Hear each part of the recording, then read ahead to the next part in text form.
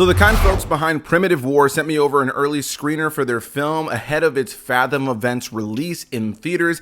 And what I could say is if you like dinosaur movies, there's a lot of fun to be had here. Now, I do have some issues with the film, but in general, I did find it to be a pretty fun guerrilla warfare gun on dinosaur action, and in a world where we have big studio releases like Jurassic World Rebirth that were a little bit lukewarm for a lot of audience members, it's nice to have a film like this that does something a little bit bigger, a little bit different than the general dinosaur flick, sets it in Vietnam in 1968 during the war, and has some kind of different flavor to it. And this is just a film that I think has some pretty big ideas. I don't necessarily know that I think the CGI budget was able to live up to all of those ideas, because there are moments in this film where the dinosaurs look really good. Sometimes they look like a really good video game cutscene, and then there are other moments where you have the dinosaurs amidst the action with the humans on screen, and it doesn't necessarily always look as good. Sometimes it feels like a B-movie creature feature, but that's not necessarily a bad thing. As a fan of creature features and as a fan of dinosaur movies, I do think there is fun to be had here, but I'll be honest in saying that I think the story could have been a little bit better around the film as well. It does feel a little bit overly long due to its pacing from time to time,